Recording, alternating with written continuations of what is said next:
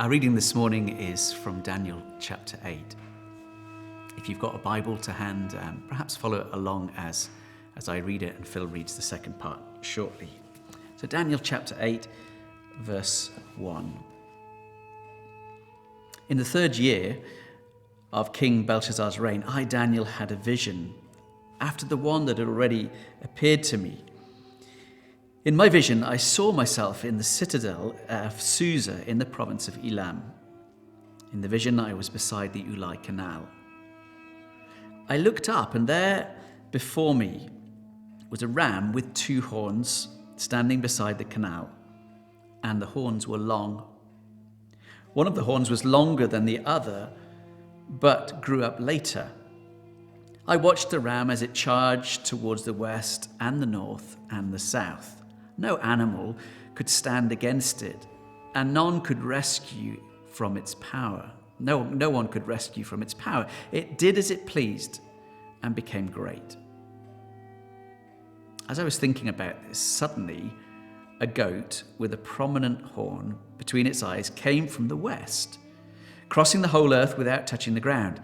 It came toward the two-horned ram I had seen standing beside the canal and charged at it in great rage.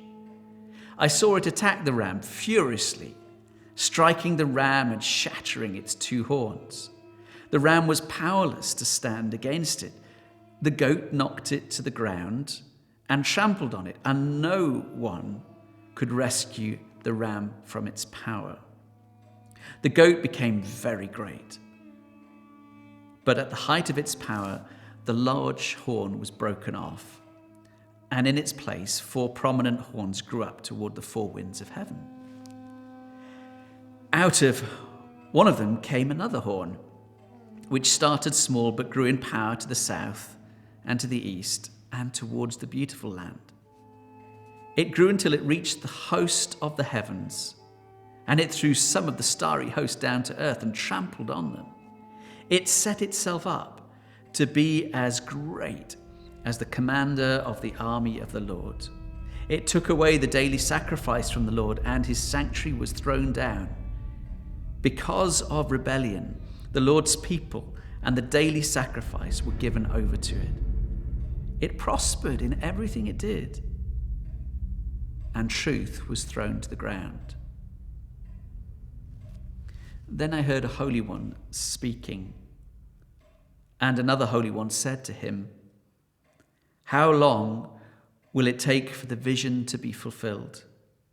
The vision concerning the daily sacrifice, the rebellion that causes desolation, the surrender of the sanctuary and the trampling underfoot of the Lord's people." He said to me, "It will take 2,300 evenings and mornings. Then the sanctuary will be reconsecrated." While I, Daniel, was watching the vision and trying to understand it, there before me stood one who looked like a man. And I heard the man's voice come from Ulai, calling, "Gabriel, tell this man the meaning of the vision." As I came near the place where I was standing, I was terrified and fell prostrate. "Son of man," he said to me, "understand that the vision concerns the time of the end." While he was speaking to me, I was in a deep sleep, with my face to the ground. Then he touched me and raised me to my feet. He said, "I am going to tell you what will happen later in the time of wrath, because the vision concerns the appointed time of the end. The two-horned ram that you saw represents the kings of Media and Persia.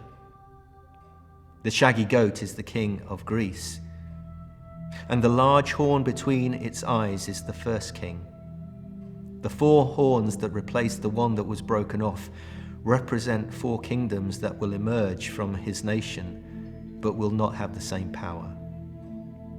In the latter part of their reign, when rebels have become completely wicked, a fierce-looking king, a master of intrigue, will arise. He will become very strong, not by his own power. He will cause astounding devastation and will succeed in whatever he does. He will destroy those who are mighty, the holy people. He will cause deceit to prosper. He will consider himself superior. When they feel secure, he will destroy many and take his stand against the prince of princes. Yet he will be destroyed, but not by human power.